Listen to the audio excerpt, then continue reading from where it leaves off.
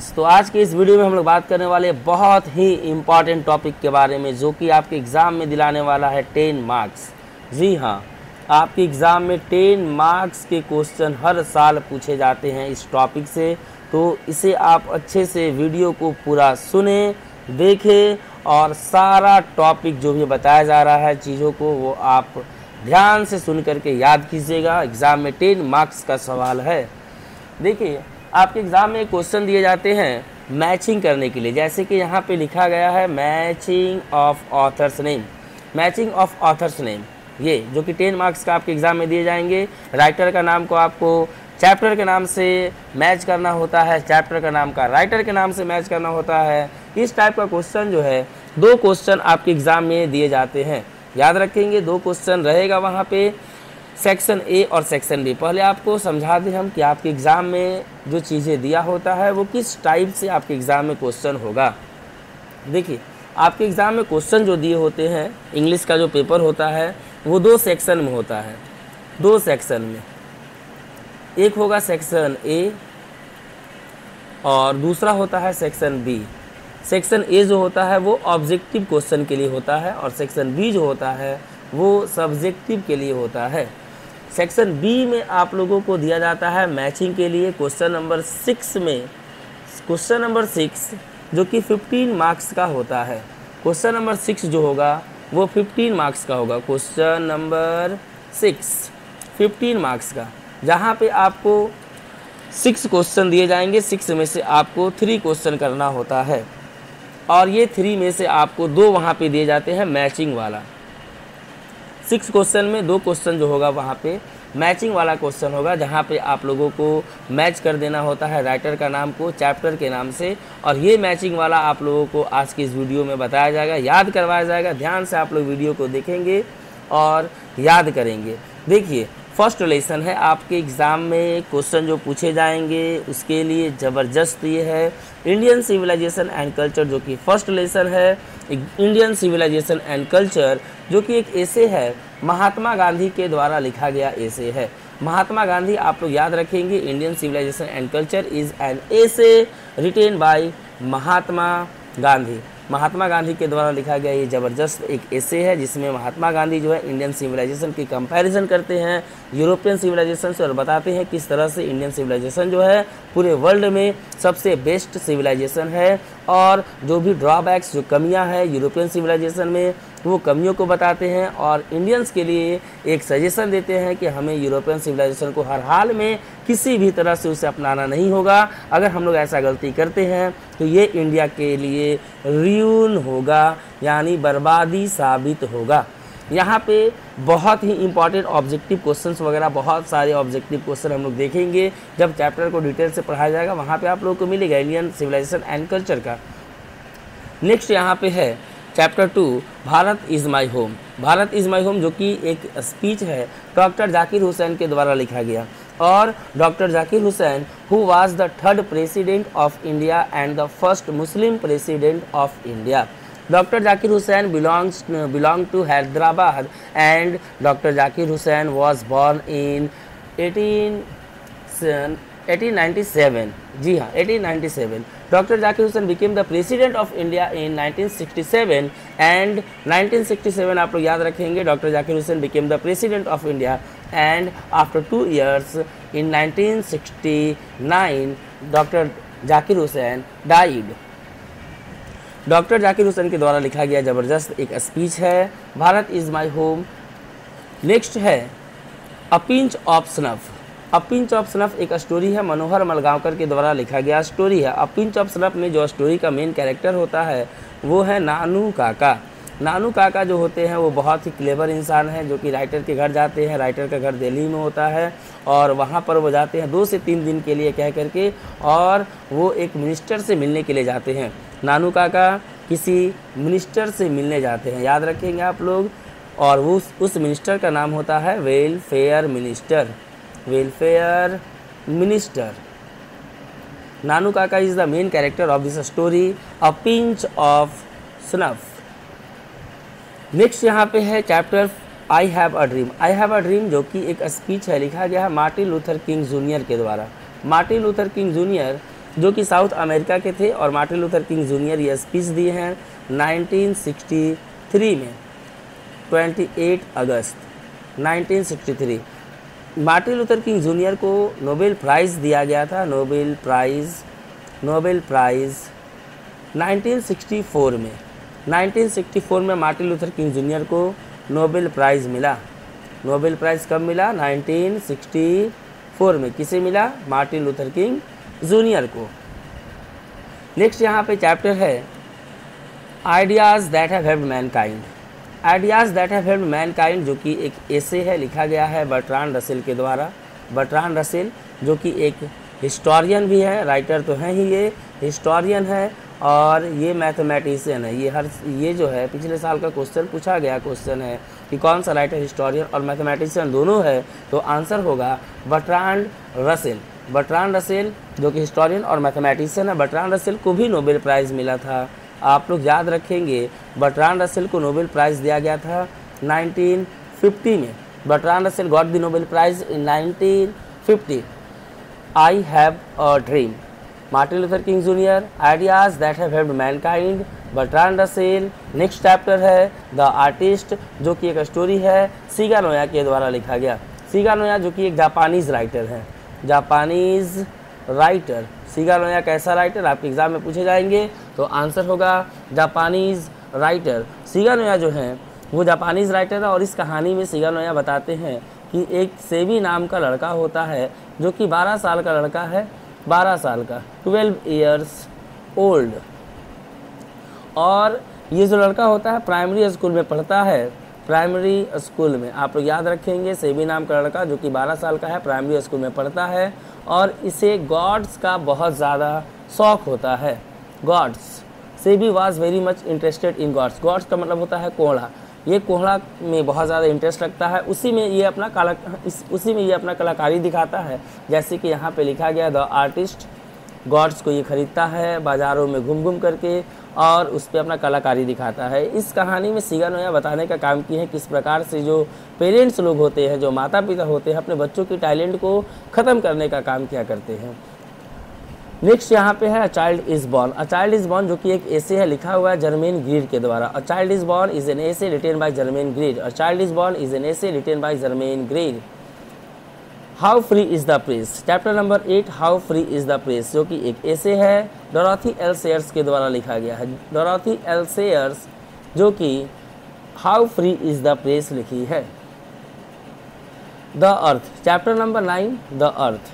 The earth एक story है एच.ई. Bets के द्वारा, और यह स्टोरी बेंजी नामक एक लड़के की है जो कि 14 साल का लड़का होता है, 14 ईयर्स, और इसे शौक होता है हैंड्स एंड एग्स का। नेक्स्ट है चैप्टर नंबर 10। चैप्टर नंबर 10 है India through a traveller's eyes. India through a traveller's eyes एक ट्रैवलॉग है, पर्ल एस बक के द्वारा लिखा गया है। India through a traveller's eyes travelogue, Pearl S Buck. Chapter 11 a marriage proposal. A marriage proposal एक drama है जो कि लिखा गया है एंटन चेखोव के द्वारा। A marriage proposal is a drama written by Anton Chekhov. Next अब देखेंगे हम लोग पोएम्स, पोएट्री सेक्शन से कुछ पोएम्स हैं। आपके एग्ज़ाम में पोएम से भी मैचिंग वाले क्वेश्चन दे दिए जाते हैं। यहाँ पे देखिए 1 से लेकर के और 10 पोएम्स हैं। फर्स्ट पोएम का नाम है sweetest love I do not go. Sweetest love I do not गो जो कि जॉन डॉन के द्वारा लिखा गया ये पोएम है। बहुत ही अच्छा पोएम है ये। जॉन डॉन जो कि एक मेटाफिजिकल पोएट हैं। John Donne metaphysical poet. Sweetest love I do not go written by John Donne and he is a metaphysical poet. John Donne का रिलीजन के बारे में आपसे कई बार क्वेश्चन पूछ दिए जाते हैं कि जॉन डॉन का रिलीजन क्या था, तो आप लोग याद रखेंगे इनका रिलीजन था कैथोलिक। नेक्स्ट जो यहाँ पे पोएम है हमारा chapter number 2 song of myself. Walt Whitman के द्वारा लिखा गया ये एक पोएम है। वाल्ट विटमैन जिसे हम लोग बोलते हैं पीपल्स पोएट, और ये अमेरिका के थे। वाल्ट विटमैन इस पोएम में बताते हैं कि वो अभी 37 साल के हैं, 37 ईयर्स ओल्ड। नेक्स्ट चैप्टर है chapter number 3 now the lips are falling fast. Now the lips are falling fast W.H. Auden के द्वारा लिखा गया है, और वो एक इंग्लिश अमेरिकन पोएट हैं। इंग्लिश अमेरिकन पोएट यानी ये पहले इंग्लैंड के थे और इनका जन्म इंग्लैंड में हुआ है और बाद में ये शिफ्ट कर गए अमेरिका में। इनका जो फेज़ है वो दो पार्ट में डिवाइड है, एक है ब्रिटिश फेज़ और दूसरा American phase. Now the lips are falling fast के जो राइटर हैं W.H. ऑरेंज, इनको एक प्राइज़ मिला था 1948 में और उस प्राइज़ का नाम था पुलित्ज़र प्राइज़। याद रखेंगे आप लोग, पुलित्ज़र प्राइज़ किसे मिला? W.H. ऑरेंज को मिला। कब मिला? 1948 में दिया गया।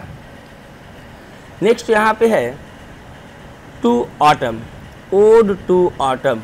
ये एक ओड है, ode to autumn. Ode to autumn, ode क्या होता है? वैसा पोयम जो कि जनरली नेचर से बिलोंग करता है। The poem generally belongs to nature. Ode to autumn लिखा गया है जॉन कीट्स के द्वारा। जॉन कीट्स जो कि एक इंग्लिश पोइट है और इन्हें हम लोग रोमांटिक पोइट के नाम से जानते हैं। John Keats is known as a romantic poet. John Keats बताते हैं इस पोयम में कि ऑटम और सन जो हैं वो एक जिगरी दोस्त हैं, बॉसम फ्रेंड हैं। ऑटम और सन बॉसम फ्रेंड हैं और ये लोग दोनों मिल कर के साजिश करते हैं, कॉन्स्पायर करते हैं। कॉन्स्पायर का मतलब होगा साजिश करना। कॉन्स्पायर क्या करते हैं? सन और ऑटम किस प्रकार से सभी पेड़ों पर फल को लादना है और उन सभी फलों को किस तरह से पूरी तरह से पकाना है। पेड़ों पर फल लादना और फलों को पूरी तरह से पकाने की साजिश हो रही होती है ऑटम और सूरज सन के साथ में। ये पोयम बहुत ही अच्छा पोयम है, ओड टू ऑटम, जो कि जॉन कीट्स के द्वारा लिखा गया है। नेक्स्ट पोयम है एन एपिटैफ। एन एपिटैफ जो कि वाल्टर डीला मेयर के द्वारा लिखा गया है। वाल्टर डीला मेयर जो कि एक ब्रिटिश राइटर है, ब्रिटिश पोइट है और वाल्टर डीला मेयर को हम लोग चिल्ड्रेंस पोइट के नाम से जानते हैं। एन एपिटैफ, एपिटैफ का मतलब होता है समाधि लेख। समाधि लेख, एपिटैफ समाधि लेख। इसमें बात कर रहे हैं वाल्टर डीला मेयर एक लेडी के बारे में और ये जो लेडी होती है वेस्ट कंट्री की लेडी होती है। वेस्ट कंट्री और ये लेडी जो है मर चुकी है और वो अपने ग्रेव में है, कब्र में लेटी हुई है, कब्र में। नेक्स्ट यहाँ पे पोयम है द सोल्जर। द सोल्जर जो कि रपर्ट ब्रूक के द्वारा लिखा गया बहुत ही ज़बरदस्त पोयम है। ये एकमात्र पोयम है जो कि सोनेट है। आपके एग्ज़ाम में लगातार क्वेश्चन पूछे जा रहे हैं सोनेट किसे कहते हैं, तो सोनेट के बारे में आप लोग समझ ले। सोनेट वैसा पोयम होता है जो कि 14 लाइन्स का होता है। अगर कहा जाए what is a sonnet, what is a sonnet, तो आंसर होगा sonnet is a poem of 14 lines. यानी 14 लाइन्स का कविता को हम लोग पोयम, 14 लाइन्स का पोयम को हम लोग सोनेट बोलते हैं। और एकमात्र सोनेट कौन सा है? The soldier. द सोल्जर एकमात्र सोनेट है जो कि रपर्ट ब्रूक के द्वारा लिखा गया है। रपर्ट ब्रूक जो कि इंग्लैंड के थे और रपर्ट ब्रूक को हम लोग वार पोइट बोलते हैं और द सोल्जर को हम लोग वार पोयम कहते हैं। War poem, the soldier is a war poem. इसके बाद जो चैप्टर है chapter number 7 Macavity the mystery cat. Macavity the mystery cat ये लिखा हुआ है T.S. इलियट के द्वारा। T.S. इलियट जो कि एक ब्रिटिश पोइट हैं और ये अमेरिकन पोइट भी हैं और इनका जन्म हुआ था अमेरिका में। ब्रिटिश पोइट है T.S. इलियट, जिसको हम लोग मॉडर्न पोइट भी कहते हैं। ये 20th सेंचुरी से बिलोंग करते हैं। T.S. इलियट को अगर बात किया जाए नोबेल प्राइज़ इनको मिला था। कब मिला नोबेल प्राइज़? तो इनको मिला था नोबेल प्राइज़ 1948 में। 1948 में T.S. इलियट को नोबेल प्राइज़ दिया गया। नेक्स्ट यहाँ पे है फायर हेम चैप्टर 8। के.एन. दारूवाला के द्वारा लिखा गया जो कि इंडियन पोइट है। के.एन. दारूवाला जो कि एक IPS ऑफिसर थे। के.एन. दारूवाला। फायर हेम, फायर हेम का मतलब होता है अग्नि वंदना। अग्नि वंदना, वंदना या गीत। देखिए हिम का मतलब होता है गीत, भजन या वंदना। तो fire him K. N.. Daruwalla. K. N.. Daruwalla जो थे इनका रिलीजन जो था वो पारसी था। पारसी जिसको कहते हैं ज़ोरास्ट्रियन, इनका रिलीजन क्या था? ज़ोरास्ट्रियन था। नेक्स्ट चैप्टर, चैप्टर नंबर 9, अ स्नेक। अ स्नेक लिखा गया है D.H. लॉरेंस के द्वारा। D.H. लॉरेंस जो कि एक इंग्लिश पोइट है। अ स्नेक, इसमें एक सांप की घटना के बारे में बताते हैं, किस प्रकार से सांप जो है उनके घर के आगे नाद था, नाद के पास आया था पानी पीने के लिए, और ये बहुत ज़्यादा डरे होते हैं और इनके अंदर से अंतरात्मा की आवाज़ आती है कि वो सांप को मार दे या छोड़ दे। अंततः वो सांप को मार देते हैं और ये पूरी घटना को इस कविता में ये दिखाने का काम किए हैं। नेक्स्ट हमारा पोएम है चैप्टर नंबर 10। चैप्टर नंबर 10 है my grandmother's house. My grandmother's house, my grandmother's house जो कि लिखा गया है कमला दास के द्वारा। कमला दास जो कि इंडियन पोएटिस है। माई ग्रैंड मदर्स हाउस में कमला दास दिखाती है कि वो अपनी दादी माँ के घर को बहुत ज़्यादा मिस करती है। जब वो बच्ची थी तो वो किस प्रकार से अपनी दादी माँ के घर में खेला करती थी, कैसे वो दादी माँ के साथ अपने समय को स्पेंड किया करती थी, और बड़े होकर के वो अपनी दादी माँ के घर को बहुत ज़्यादा मिस करती है और वो पोएम लिखती है माई ग्रैंड मदर्स हाउस। और ये जो पोएम है ये एक ऑटोबायोग्राफिकल पोएम है। ऑटोबायोग्राफिकल पोएम, ऑटोबायोग्राफिकल पोएम किसको बोलते हैं? वैसा पोएम जो किसी के राइटर के जीवनी पर आधारित हो। तो ये जो पोएम है माई ग्रैंड मदर्स हाउस, ये राइटर कमला दास के जीवन पर आधारित है और कमला दास के द्वारा लिखा हुआ ये माई ग्रैंड मदर्स हाउस आप लोग याद रखेंगे। अगर आप लोग ये जो बताया गया आप लोगों को राइटर और चैप्टर के बारे में, अगर आप इसे पूरा याद रख लेते हैं तो 100% आपके एग्ज़ाम में 10 मार्क्स आपका अपना होगा। अच्छे से आप लोग वीडियो को एक बार और सुन लीजिएगा ताकि सारा पॉइंट अच्छे से क्लियर हो जाए और एग्ज़ाम में किसी भी तरह कोई गलती नहीं हो। और ऐसे ही वीडियो के लिए फिर मिलते हैं हम नेक्स्ट टाइम।